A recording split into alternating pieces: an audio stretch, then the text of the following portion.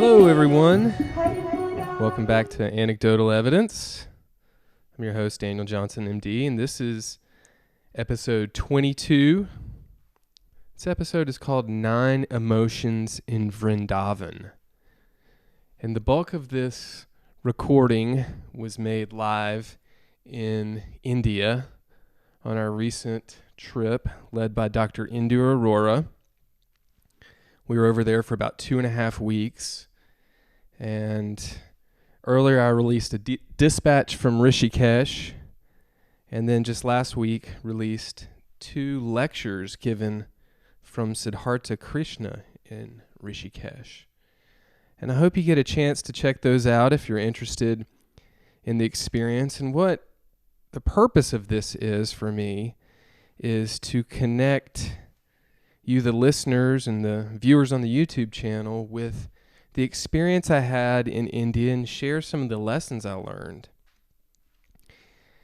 And so while we were over there, we were about halfway through our trip in Vrindavan when we were given a homework assignment, which was to study our emotions on the trip according to the 9 emotions of yoga, or the rasas.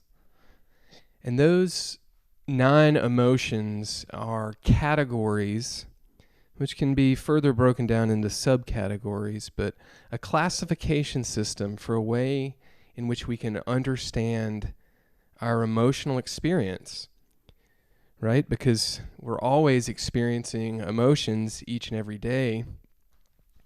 And oftentimes those emotions feel like they're knocking us off our path. Sometimes we get too low or we get too high. And this I found to be a very useful classification system. It was quite a learning experience for me because I hadn't thought of it in these terms before. And so we were asked to look at some of our experiences on our trip and to look at them through the lens of these 9 emotions. So these 9 emotions are categorized as love, humor, wonder, courage, peace, fear, sadness, anger, and disgust. And one of the things that I found about this classification system that I find so interesting and useful is that it's more specific than the system that I was trained in, which groups a number of these emotions together under a constellation of symptoms in the description of depression, which includes elements of anger, sadness, and fear for sure, and probably disgust as well. But depression is something different for everyone and is more elusive. And I think part of the reason that we have such a difficult time describing what depression is, or why it ends up sounding so different for everyone, is because it's less specific a term. And I think it is useful to be very specific with our language as we're examining our own emotions so that we can go deeper with understanding what has caused them, what our participation is in what has caused them, and so we can learn from our previous experiences with these same emotions how we get through them, how we bring ourselves back to a state of equanimity, and what's beyond them, which is going to be different in every case and in every instant in life, but it serves our life as a learning process and as a learning journey when we can get as specific as possible with them. And I think having emotions broken into these 9 categories is a great place to start. And again, it was interesting because I'd never really thought of my emotional experience in that type of system before.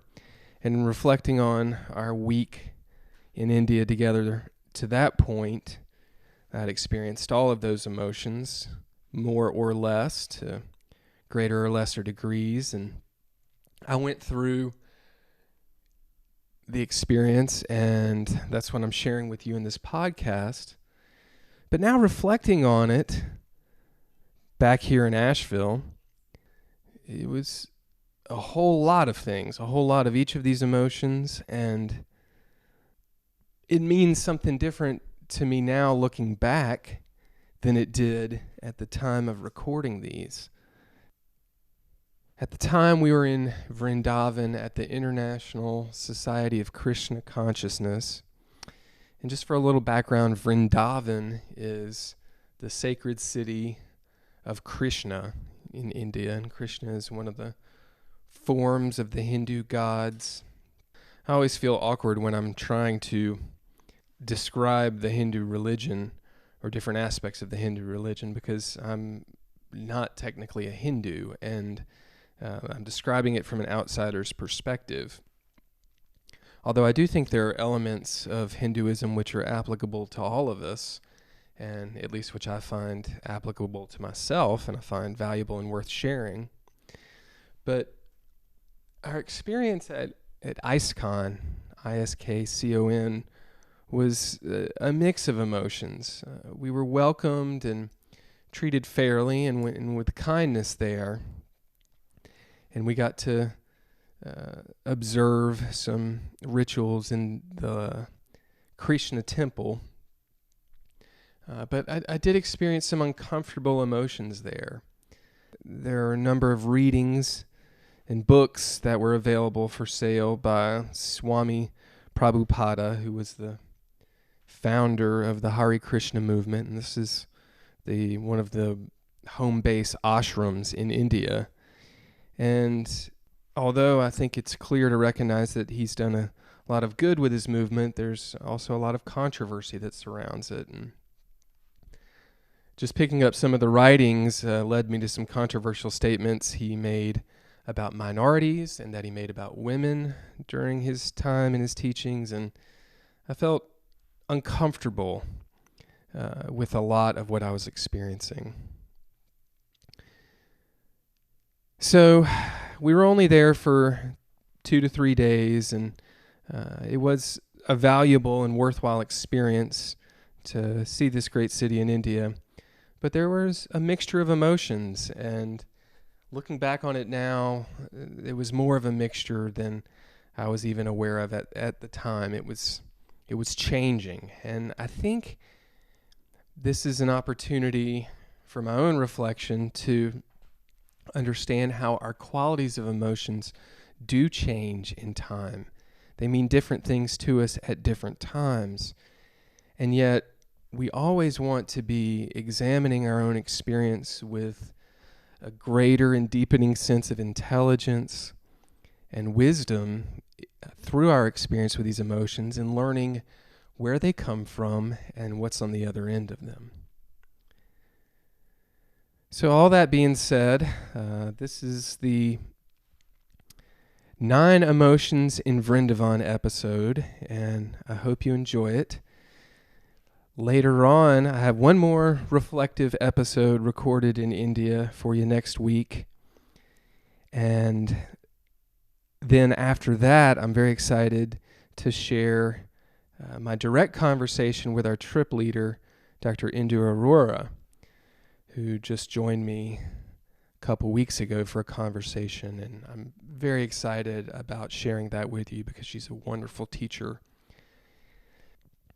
Oh, and one other thing, there was, recording this episode was a bit of a logistical experience. There are monkeys all over India, in particular all over this ashram in Vrindavan, and these monkeys were literally running up and down the hallways of our balcony, our walkway. And this was occurring while I was recording the episode, both before and after. I recorded one rough draft, which I had to scrap because a monkey walked through midway and disrupted my whole flow to the point, which was good because I recognized that I hadn't even turned my recorder on.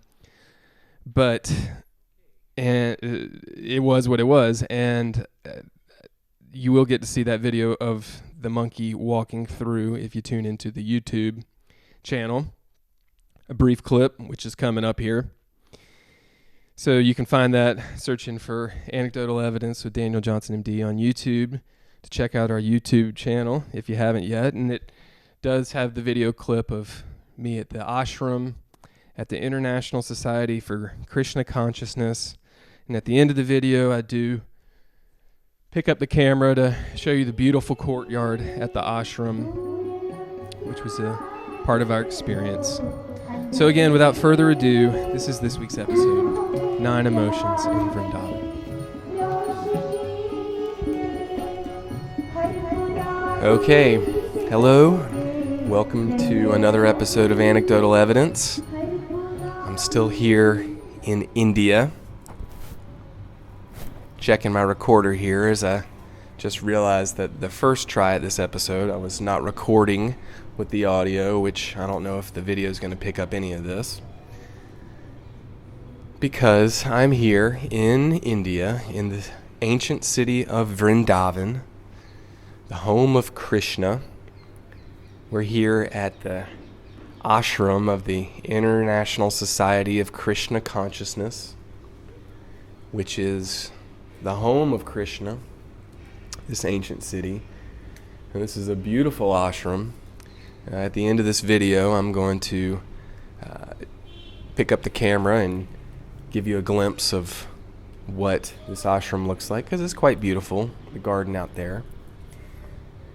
I'm sitting here under this roof cover as opposed to in one of the more well-lit sections on purpose, because the monkeys here are all over the place and quite mischievous and curious, and they are known to leap from the balconies and the trees and grab devices which they are interested in. So I'm sitting here under the roof cover to protect myself, and I've got this camera device which I'm using as a stick to protect myself if need be. I just had a monkey walk by. May be able to show you some of that video later. It's a little scary at times because one of our group members was attacked by a monkey. I'll describe that a little bit later. Earlier today, so it's an occupational hazard of podcasting in India, I suppose. But right now I'm in the midst of completing my homework assignment for my trip. I'm on a 2-week trip here with my partner Brooke, and we're with a tour group of 19 other individuals here with our trip leader, Dr. Indu Arora. And Dr. Indu is a doctor of yoga and Ayurveda. She led the psychology portion of the curriculum, the Ayurveda curriculum, at the Asheville School of Massage and Yoga, which Brooke attended, and that's how we got to this trip. And this has been a learning trip, an experiential trip, and it has been all of that in spades. And so our assignment for the afternoon is to reflect on the emotions that have come up from the trip and to share those with the group a little bit later. And I'm trying to share these with you, the listener and the viewer of Anecdotal Evidence here. And so yoga understands the 9 human emotions, or rasas, or qualities of emotion, to be love, humor, wonder, courage, calmness, anger, sadness, fear, and disgust. And so we experience all of these emotions frequently, perhaps every day. And our assignment was to reflect on which of these emotions we've experienced on this trip, or to reflect on all of these as we've experienced all of them. And I'm hoping to share some of these with you.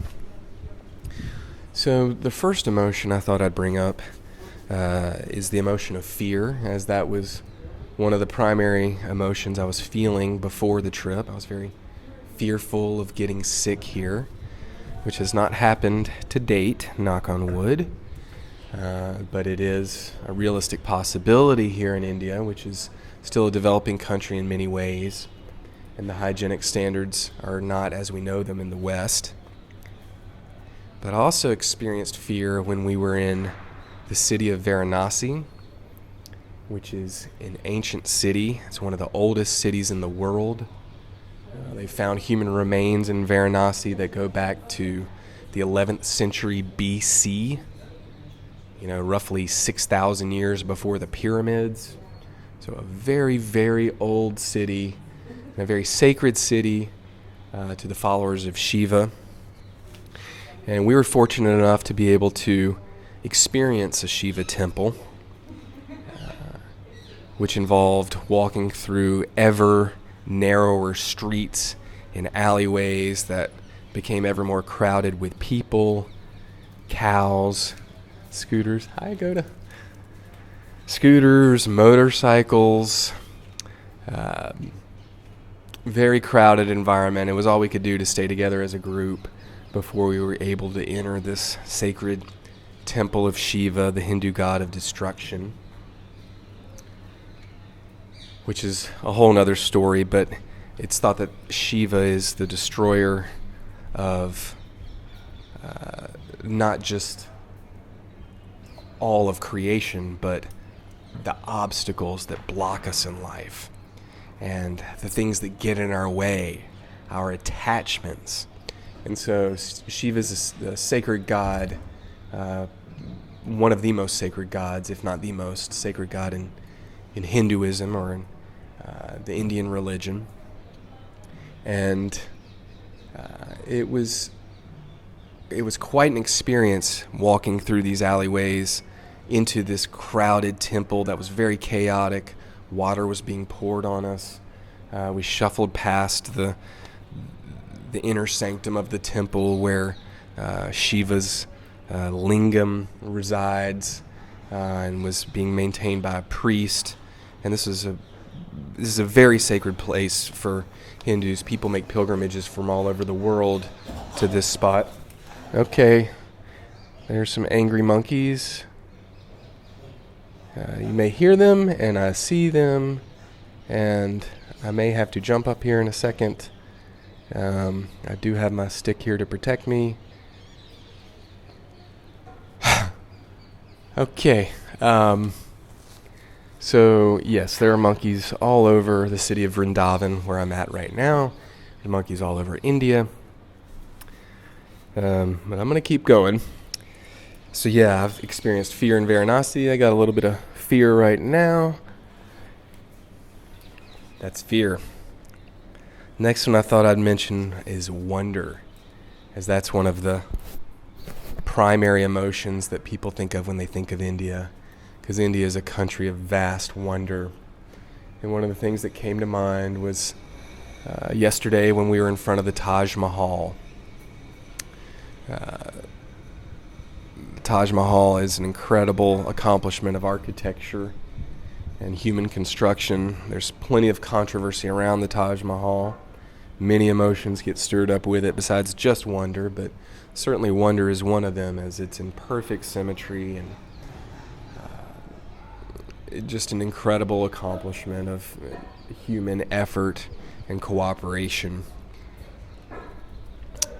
Definitely experienced wonder there, as I have at many places here in India. And it's a powerful emotion. The next emotion I'm going to mention, as I'm watching a monkey who's... Hey. Okay. There's a little bit of monkey disagreement going on here. Yeah. Okay, the security guard's back with his stick. All right. Thank you. Got a little wonder going on now. Okay. Courage, yeah. It's appropriate. One of the things when I think of courage is I think of one of our group members named Mary, who braved the crowd and braved this crushing crowd to explore and see India, to enter this temple of Shiva in Varanasi. It was all I could do to make it myself, and to watch this older woman charge through was quite inspirational, and I was inspired by her courage, and it helped me to summon the courage myself. Similarly, watching some of our group members, thank you. That's our security guard here with his stick to beat away fighting monkeys, territorial monkeys. Yeah, watching some of our group members when we bathed in the Ganges as they're holding on to this chain in the Himalayas as the Ganges is roaring and rushing, and to take a dip and a bath there, and to be with these courageous women, you can't help but feel courage yourself, as I did in watching them. I'm going to try to keep this brief. The next emotion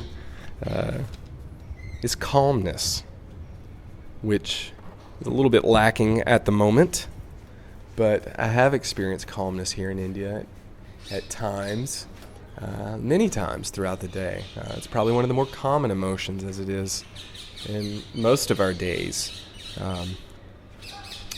But I experienced it at unexpected times. I felt a sense of calm while riding in a tuk-tuk or a motorized rickshaw through the streets of India with cows just inches away and people crowded all around and scooters honking and the chaos of the Indian city. At times, I still felt calmness, which felt bizarre to me, but it was there at times, and it arouses more curiosity. And you certainly see calmness in the eyes of the Indian people, in the way they carry themselves quite often. There's plenty of calmness here. People come to yoga to seek calmness through yoga, to develop it within ourselves. Perhaps I'm not fully exploring the emotion of calmness appropriately because of the fear of praying monkeys right now, but because yoga goes beyond just calmness and serenity, but it's something that people come to India for, and we've experienced it from our yoga practice here that Dr. Indu has led us in. Again, I encourage all of you to check out Dr. Indu Aurora, who's on the web and can be found easily because her yoga teachings are just fantastic. The next emotion on the list here is anger. And I can't help but feel anger here as I've been following the news. We've had 2 terrorist attacks recently, one in Brussels and one in Pakistan, not far from here, in which many people were killed in each, and it is just such a tragedy that brings up so many emotions, but anger is definitely one of them. And hearing the news of these events, as well as hearing about our president just now deciding to address our nation's opioid dependence problem, that stirs up anger in me, because this is a huge problem which affects us all, and it hits close to the heart for me as I work in this field and see how our society is being ravaged by these terrible substances which are overused and overprescribed, and it's just a huge problem, and the addiction affects us all, the individuals involved, but their family members and friends and everyone. All of us are afflicted by the suffering, and to see that it's just now being acknowledged does make me angry, because this is something we've been dealing with for a long time, but at least it's finally being acknowledged. And the terrorist attacks, of course, stirred up sadness as well, which is the next emotion on the list. And sadness is a common emotion here as well in India, because there's so much suffering, so much poverty, illness, so much suffering. Beggars are all around, pleading for money. Often small children holding their hands out, mothers holding infants, asking for money. And we've been told not to give to the beggars, and it does make sense because, you're not going to be able to solve poverty through donation to beggars, and it can encourage destitution. But the sadness is inevitable. And I also felt sadness when another one of our yoga teachers on our trip, Dr. Indu's, her personal teacher, the woman who instructed her in yoga, Masaji. And Masaji is a great yogi, an experienced yogi who led us in wonderful yoga classes. I did try to record these, and I haven't been able to check the recordings here, so I hope I'm going to be able to share some of them with you. But I did feel great sadness coming out of the class, not from the class itself, because that stirred up wonder more than anything, but just the notion that most of us don't ever get exposed to what the real practice of yoga is and how it can be our greatest asset in self-discovery and in nurturing our own health. And that's one of the reasons I have this podcast, is to try to share what my experience with yoga has been, to help share that spark with others. The next emotion on the list is disgust, which is a common emotion here in India, and I feel it every day here. Earlier today, I had the quote-unquote good luck of stepping into a pile of cow dung, which of course is disgusting. And it's all over the streets in many of the cities here, especially the old cities, old sacred cities. But moreover, the pollution here hits me on a more constant and on a deeper level. Many of us here have a hacking cough, a dry cough from the pollution. You can see it in the cities like New Delhi and Varanasi and other cities, and it's terrible. The air quality is some of the worst I've been around in my whole life, and India's got a major problem on its hands, as we all do worldwide with this, because we're all connected in this thing, and disgust comes up. The next emotion on the list is humor. And boy, that's here. These are some funny monkeys we got.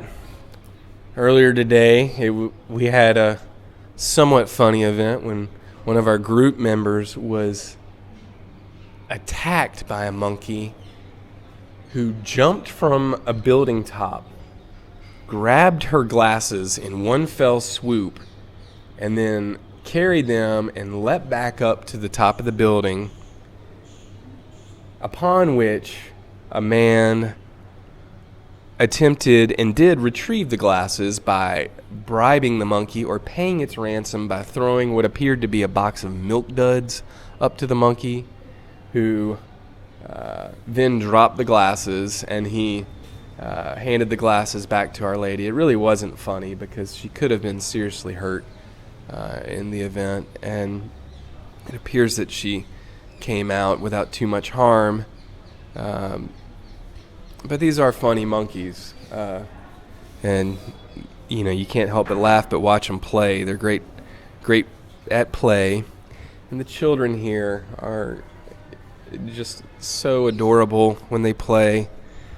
And our tour guides shared common humor, the same jokes as back home, referring to their wives as the boss and things like that. And we watched a funny Indian movie called Three Idiots.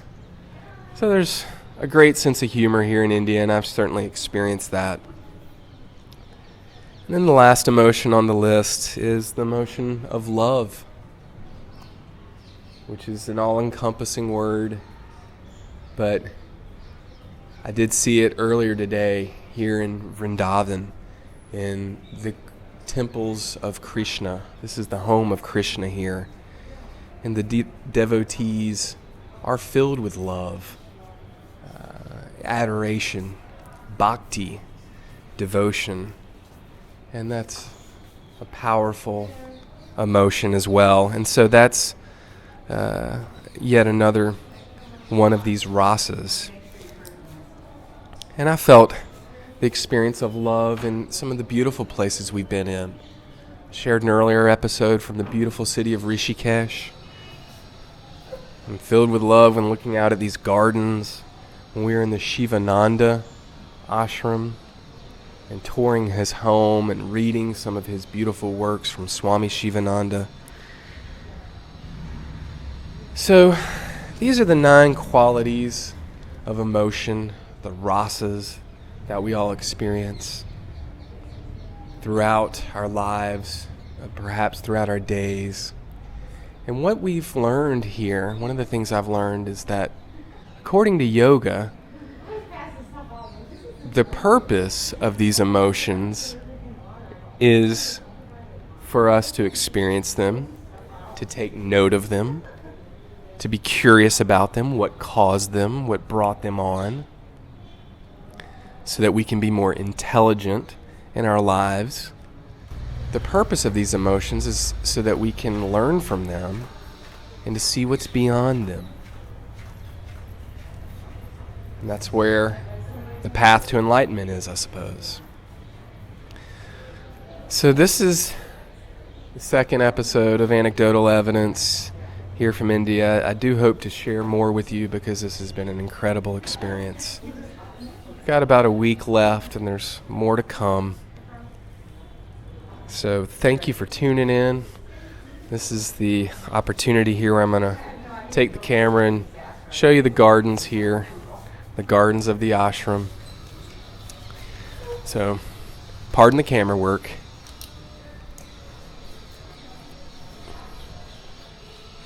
I'm going to walk you on over here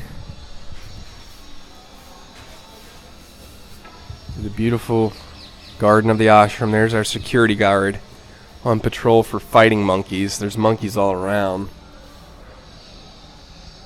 Hopefully I can catch one in this video. Sometimes they're a little more elusive in the heat of the day. But thanks again for tuning in. Till next time, this is Dana Johnson, MD. Take care.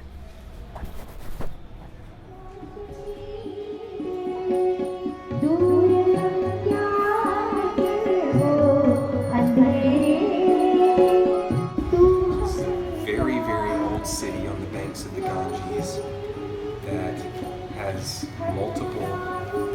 Okay, there's a monkey. All right. Monkey, you go on your way. You are not welcome to steal this quarter. Okay.